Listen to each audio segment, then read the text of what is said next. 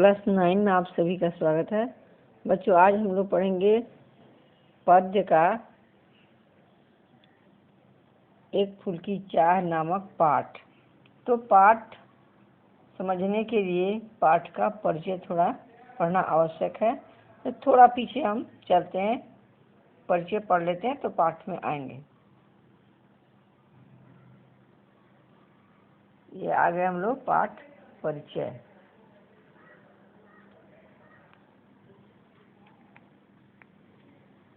एक फूल की चाह नामक कविता सियाराम शरण गुप्त द्वारा लिखी गई है। यह एक लंबी और प्रसिद्ध कविता है। यह गुप्त जी हमारे राष्ट्र कवि मैथिली शरण गुप्त के छोटे भाई हैं। यह कविता छुआछूत पर आधारित है। उनकी इस प्रसिद्ध कविता से थोड़ा सा अंश लिया गया है हमारा यह पाठ। पूरी कविता नहीं है बच्चों, तो थोड़ा भाग है, मन को छूने वाला जो भाग है उसको हमारे पाठ्य पुस्तक में अंकित किया गया है। इस पाठ में एक अछूत पिता की मजबूरी दिखाई गई है कि उसकी बेटी जो महामारी का शिकार हो चुकी रहती है और मरने के करीब आ जाती है, वो अपने पिता से इच्छा जाहिर करती है कि उसका पिता मंदिर से लाकर देवी माँ का प्रसाद के रूप में फूल दे। उसके मन में ये बात है कि शायद वह प्रसाद पाकर अच्छी हो जाए, और पिता यह फूल लाने के लिए तैयार भी हो जाता है। वह मंदिर जाता है और पुजारी वहाँ उसके द्वारा ले जाए गए फूल दीप आदि को चढ़ाता ही है और इसे फिर प्रसाद के रूप में दे देता है। ये पिता लेकर के उस प्रसाद को खुशी खुशी मंदिर के गेट तक आता है। इतने में मंदिर में भजन कीर्तन कर रहे वहाँ के जो लोग हैं, भक्तगण हैं, वे इसे पकड़ लेते हैं और पूरी तरह इसकी पिटाई करते हैं। वे कहते हैं कि इसने मंदिर में घुसकर मंदिर की पवित्रता को नष्ट कर दिया है। उसके बाद पिटाई करने के बाद भी नहीं छोड़ते हैं, इसे न्यायालय में ले जाते हैं। वहाँ इसे 7 दिन की सज़ा मिलती है। जब यह सज़ा काट कर वहाँ से निकलता है, तब तक इसकी बेटी मर चुकी होती है।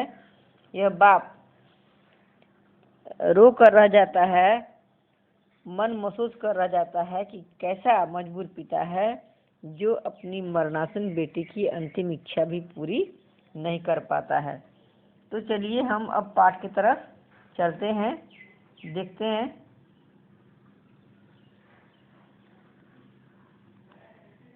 पाठ यहाँ से शुरू होता है। उद्वेलित कर अश्रु राशियाँ हृदय चिताएं धधका कर महामारी प्रचंड हो फैल रही थी इधर उधर। क्षीण कंठ मृत वत्साओं का करुण रुदन दुर्दांत नितांत भरे हुए था निजकृत रव में हाहाकार अपार अशांत। कवि कहते हैं कि महामारी चारों तरफ, ये महामारी यानी बहुत बड़ी ये महामारी जो है अपना प्रचंड रूप धारण करके चारों तरफ फैली हुई थी और सभी के हृदय की चिताएं धधक रही थी। आंसू जो है उनके अपार आंसू बह रहे थे। बच्चे जिनके मरे हुए थे उनकी माताओं की आवाज़ जो है रोते रोते लगातार अब क्षीण यानी कमजोर हो गई थी। चारों तरफ हाहाकार मचा हुआ था। बहुत रोकता था सुखिया को, न जाने खेलने को बाहर, नहीं खेलता रुकता उसका, नहीं ठहरती वह पल भर। मेरा हृदय कांप उठता था, बाहर गई विचार निहार उसे, यही मनाता था कि बचा लूं किसी भांत इस बार उसे। और एक सुखिया नाम की उसमें बच्ची थी जो बहुत चंचल थी। एक पल के लिए वो घर में ठहरती नहीं थी। उसका पिता बहुत रोकता था कि बाहर मत जाए खेलने, उसे छूत की बीमारी लग जाएगी, लेकिन वह रुकती ही नहीं थी। और ये सोचकर उसका पिता का हृदय मन कांप उठता था कि वो बाहर गई है, उसे बचा पाएगा इस महामारी से कि नहीं, कहीं महामारी न लग जाए। आगे चलते हैं।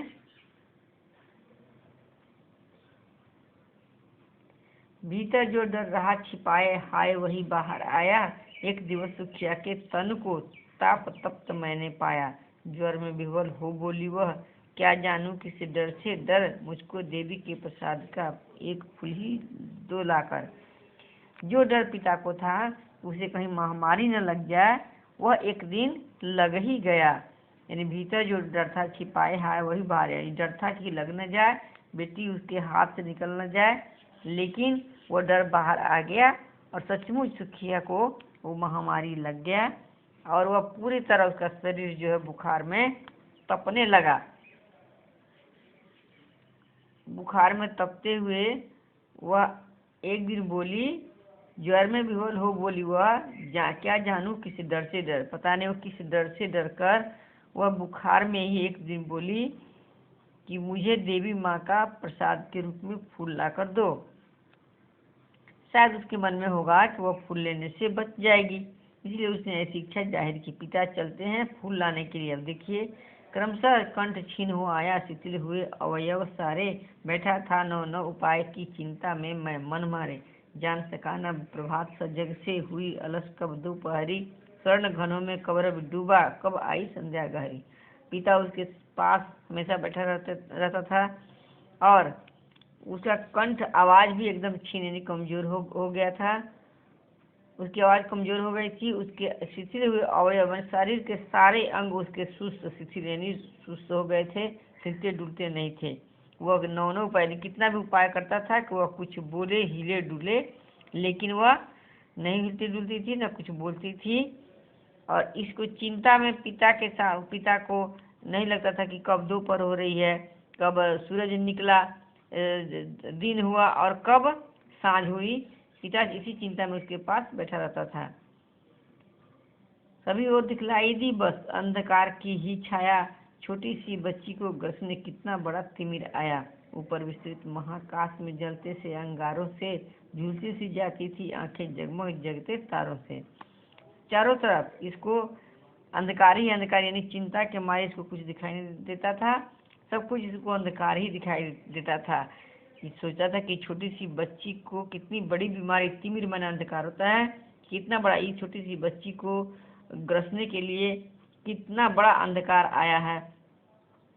ऊपर विस्तृत महाकाश में यानी ऊपर बहुत बड़े आकाश में जो तारे जलते थे वे अच्छे नहीं लगते थे, अंगारों की तरह लगते थे। उन्हें देख कर लगता कि आँख जल रही है अपनी बेटी की चिंता के चलते। आगे चलिए। देख रहा था जो स्थिर हो नहीं बैठती थी क्षण भर, हाय वही चुपचाप पड़ी थी अटल शांत सी धारण कर।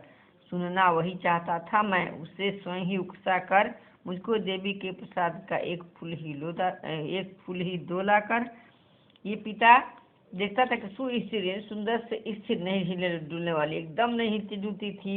इस तरह वो बीमार में ग्रस्त हो गई थी, बीमारी उसे पकड़ ली थी। और जो क्षण भर का था पिता की, जो क्षण भर नहीं रुकती थी, वह चुपचाप अटल मन नहीं टलने वाली शांति धारण करके शांत बन करके वह पड़ी हुई थी। पिता चाहता था कि वह कुछ भी बोले, वही बोलने के लिए बार बार उकसाता था, कुछ बोलो बेटी, ये चाहिए वो चाहिए। इसी पिता के उकसाने में ही बेटी ने कहा था कि मुझे देवी का प्रसाद के रूप में फूल ही लाकर दो। अब पिता गया मंदिर में। देखिए, मंदिर के सौंदर्य का, वहाँ सजावट का वर्णन है। ऊंचे शैल शिखर के ऊपर मंदिर था विस्तीर्ण विशाल, स्वर्ण कलश सरसी विहसित थे, पाकर मुदित रवि कर जाल, दीप धूप से आमोदित था मंदिर का आंगन सारा, गूंज रही थी भीतर बाहर मुखरित उत्सव की धारा। शैल शिखर पर यानी पहाड़ पर ऊपर ये मंदिर था। देवी का मंदिर पहाड़ के ऊपर था और बहुत बड़ा विशाल था। मंदिर था विस्तीर्ण विशाल, बहुत बड़ा मंदिर था। और स्वर्ण कलश यानी सुनहले कलश मंदिर पर, सरसी यानी कमल उस पर खिलते हुए दिखाई देते थे, लगता था कि सुशोभित हो रहे थे। पाकर समुद्र रवि कर जाल, जब सूर्य की किरणों से पड़ती थी सुनहले कलश और उस पर बने हुए कमल खिलते हुए लगते थे, यानी बहुत शोभा बढ़ा रहे थे।